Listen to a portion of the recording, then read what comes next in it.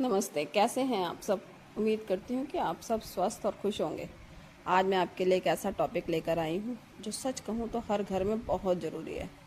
हम सब कोशिश करते हैं कि महीने का खर्च अच्छे से मैनेज हो जाए, लेकिन फिर भी कभी ना कभी ऐसा होता है कि महीने के आखिर तक हमें समझ ही नहीं आता कि पैसा कहाँ चला गया। और उस वक्त यही ख्याल आता है, काश थोड़ा और बचा पाते, काश थोड़ा और कंट्रोल कर पाते।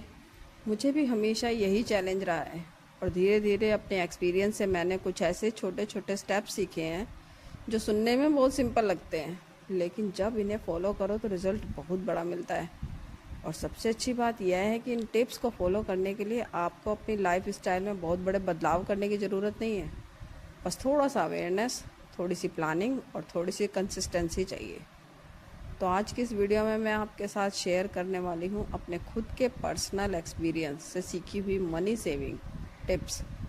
यह टिप्स प्रैक्टिकल भी है, सिंपल भी है और सबसे इम्पोर्टेंट इफ़ेक्टिव भी है।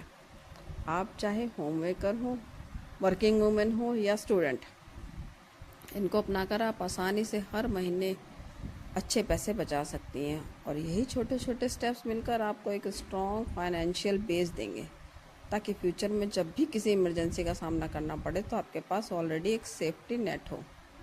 तो चलिए शुरू करते हैं, स्टेप बाय स्टेप जानते हैं कि कैसे छोटे छोटे बदलाव हमारी फाइनेंशियल कंडीशन को स्ट्रॉन्ग बना सकते हैं। सबसे पहली और सबसे ज़रूरी आदत है सैलरी आने के बाद अपनी सेविंग अलग करना। हम अक्सर क्या करते हैं, पहले सारे खर्च निकालते हैं, ईएमआई, राशन, बिल्स और बाकी ज़रूरतें पूरी करते हैं, और फिर सोचते हैं जो बचेगा उसे सेव कर लेंगे। लेकिन प्रैक्टिकली होता यह है कि कुछ भी बचता ही नहीं है। इसलिए जब भी आपकी सैलरी आए उसी दिन 10 से 20% तक सीधे सेविंग या अकाउंट या रिकरिंग डिपॉजिट या फिर किसी अलग डिजिटल वॉलेट में डाल दें। यह बिल्कुल ऐसे है जैसे आप खुद को पहले पे कर रहे हैं।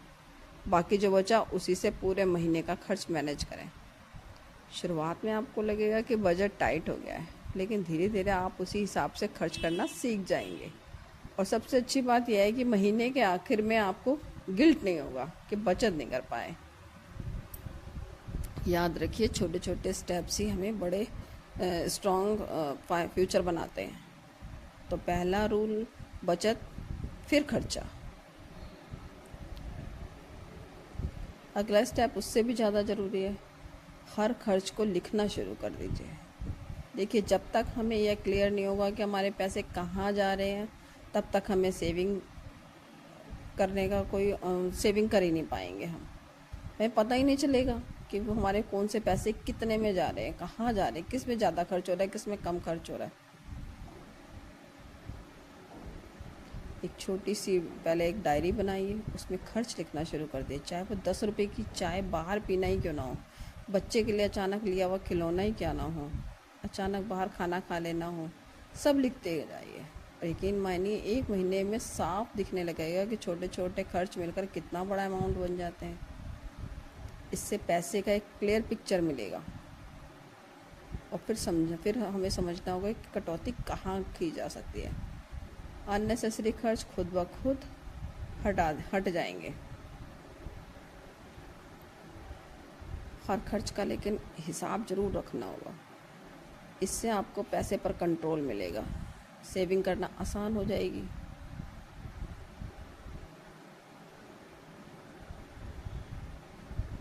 ग्रॉसरी शॉपिंग जब होती है ना, सबसे ज़्यादा हमारा खर्च इसी में चला जाता है, अच्छा खासा पैसा उसमें लग जाता है।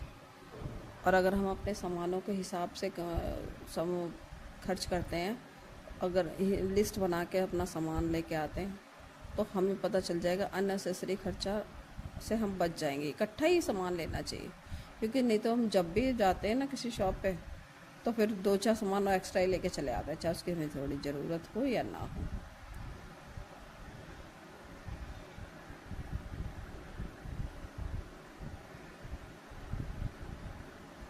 बल्क में लेने से ना बहुत फ़ायदे हैं। एक तो डिस्काउंट मिल जाता है, फिर बार बार मार्केट भी नहीं जाना पड़ता। जब बार बार मार्केट नहीं जाते तो थोड़ा कम ही खर्च करते हैं।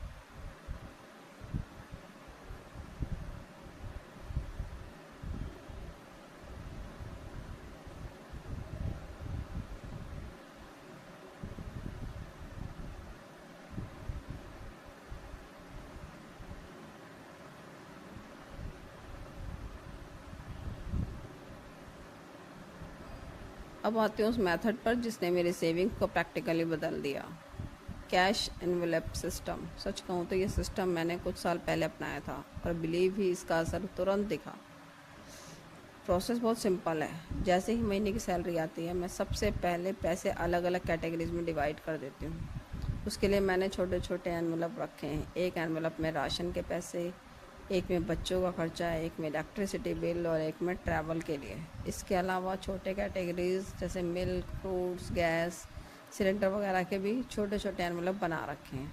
इसका सबसे बड़ा फ़ायदा यह है कि आप क्लियरली देख सकते हैं कि किस कैटेगरी में कितना पैसा बचा है और कितना खर्च हो चुका है। पहले क्या होता था कि कार्ड स्वाइप करते करते या यूपीआई से पेमेंट करते करते अंदाज़ा ही नहीं लग पाता था कि कितना खर्च निकल गया। लेकिन कैश एनवेलप सिस्टम में ना, जब एक एनवेलप का पैसा ख़त्म हो जाता है तो वह सीधा सिग्नल है कि अब उस कैटेगरी में और खर्च नहीं करना है। इससे डिसिप्लिन अपने आप डेवलप होता है। ओवर स्पेंडिंग ऑटोमेटिकली रुक जाती है।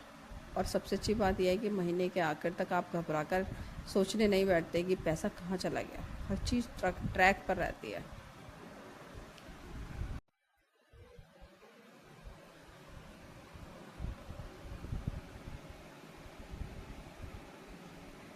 एक सबसे बड़ी सेविंग में रुकावट लाती है ऑनलाइन शॉपिंग।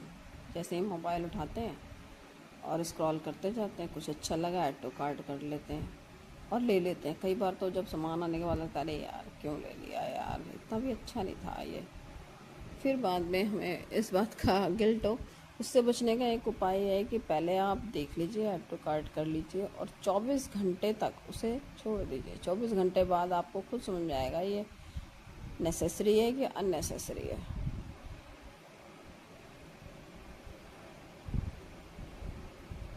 ये हैबिट हमें खुद डेवलप करनी पड़ती है। फिर देखिए खर्च में कितना बड़ा फ़र्क आएगा। अक्सर हम बिना सोचे समझे नए कपड़े खरीद लेते हैं, लेकिन अगर पुराने कपड़े चेक करें, सही हालत वाले पहनाएं तो स्पेस और पैसा दोनों बचता है। इस तरह शादी या फंक्शन में जाने के लिए अगर हम देख लें कि हमारे पास ऑलरेडी है और नेसेसरी शॉपिंग नहीं करनी पड़ती। इस तरह ज़रूरत चाहत में फ़र्क समझकर आप अपने पैसे पर कंट्रोल रख सकती हैं और बिना लाइफ स्टाइल कंप्रोमाइज़ किए अच्छी सेविंग कर सकती हैं।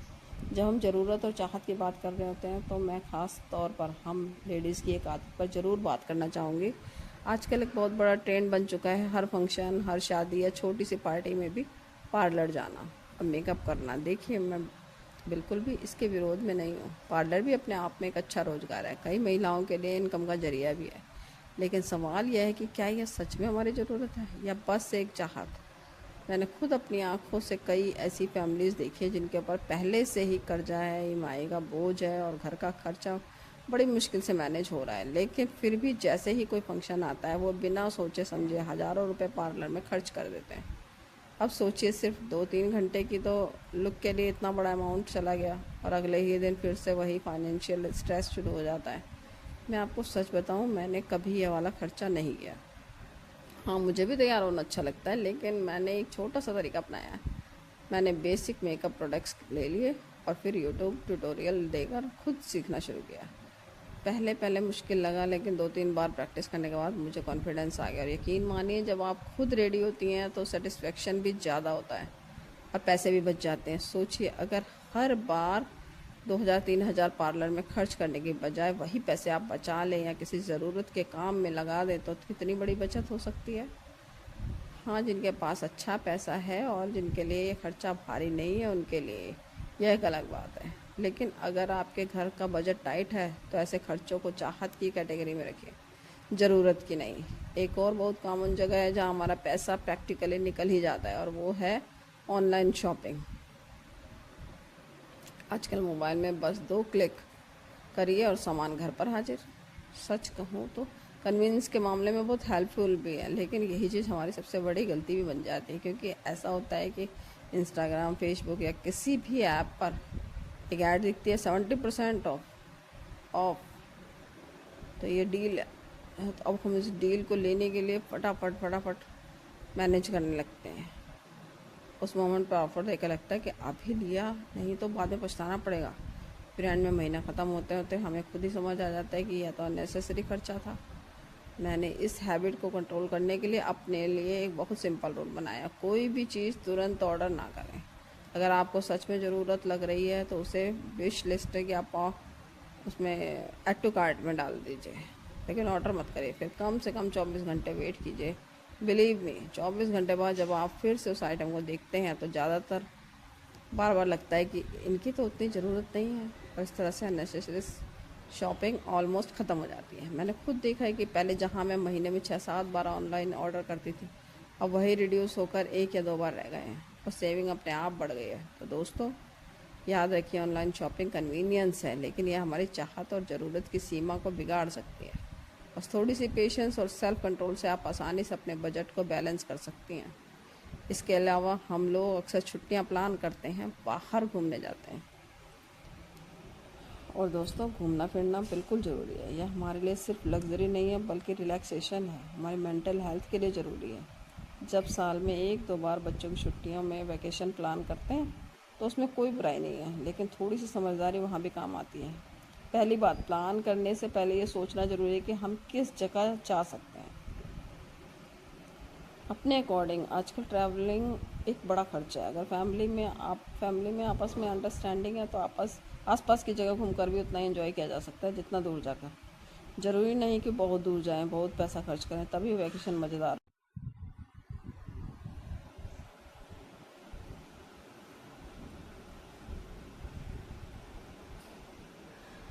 और जहाँ हम लेडीज़ अपने किचन का स्टॉक लेते समय पैसे का हिसाब भूल जाती हैं।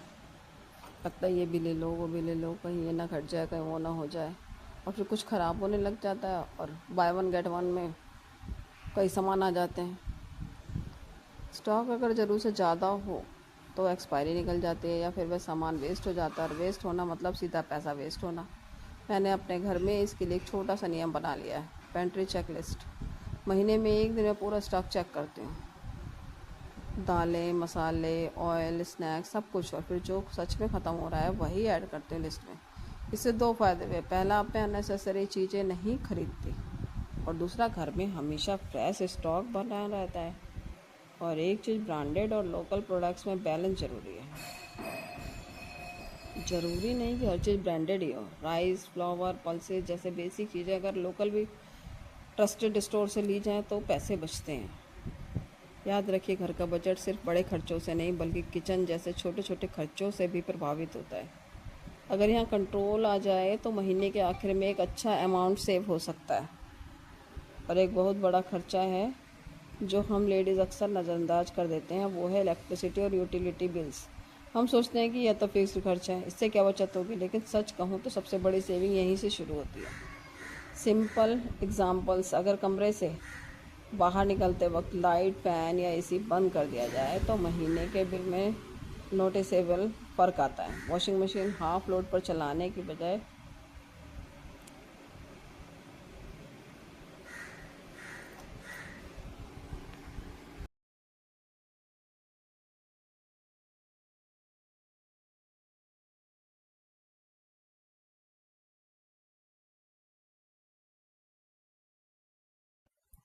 तो इलेक्ट्रिसिटी और पानी दोनों की बचत होती है। मैंने अपने घर में एक और छोटी सी हैबिट बनाई है।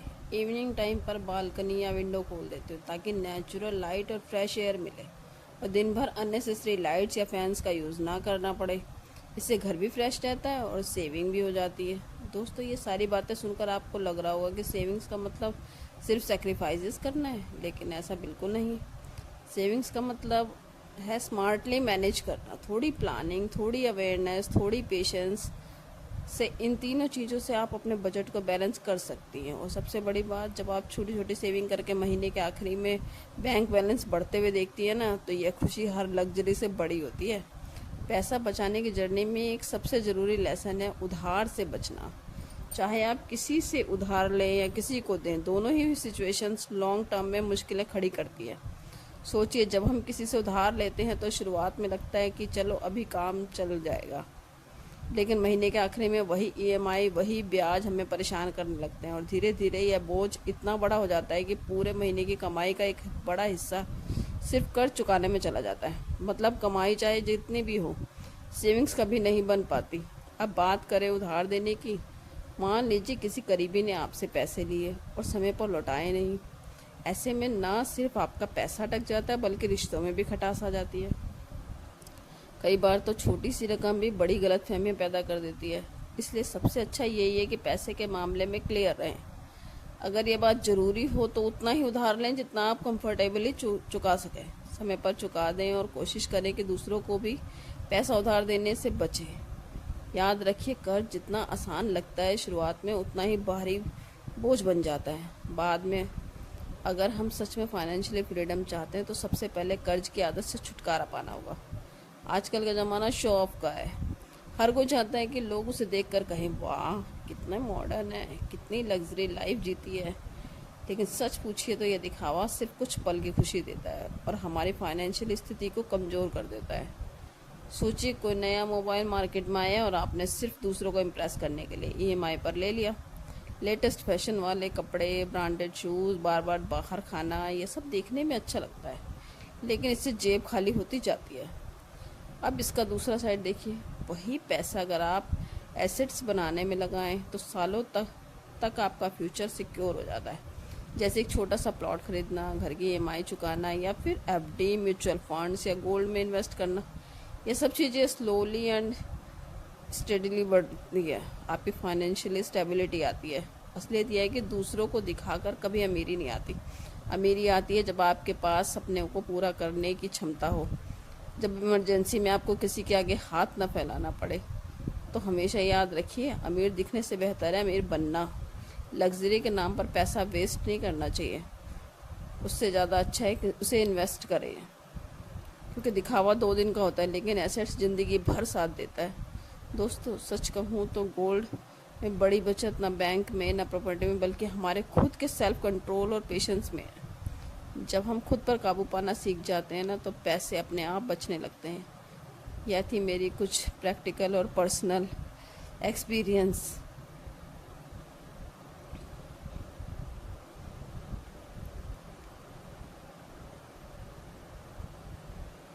यकीन मानिए, आप इस तरह से अपने पैसे बचाएंगे तो एक बहुत बड़ी सेविंग आप अपने लिए कर पाएंगे। ये अच्छी आदतें छोटी छोटी सी हैबिट्स बनाने से ही बन पाती है, फिर बड़ी ताकत बनकर आपके सामने आती है। अगर आपको मेरी वीडियो अच्छी लगती है तो इसे फैमिली के साथ या अपने फ्रेंड्स के साथ ज़रूर शेयर करें और मेरे चैनल को सब्सक्राइब करना ना भूलें।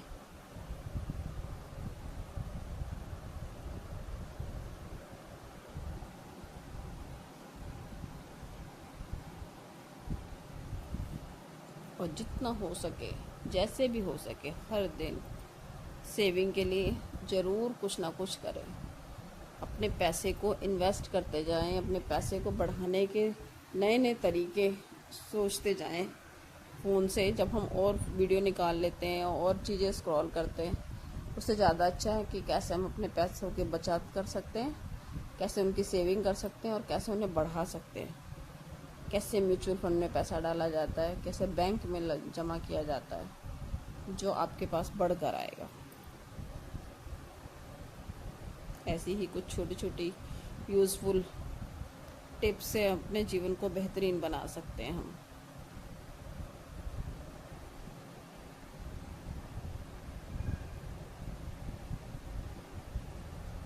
फ्रेंड्स, ये जीवन बहुत सुंदर है। इसे खुशी खुशी बिताने के लिए हम इस धरती पर आए हैं। और दुख और तकलीफ तो ऐसा कौन है इंसान जिसे ना होता हो। हर किसी की ज़िंदगी में थोड़ा मोड़ा आता रहता है, ऊपर नीचे, उतार चढ़ाव। इसी से तो जीवन बना है ना। लेकिन उसे इन चीज़ों से हमें कैसे पार पाना है, ये हमें तरीके आने चाहिए।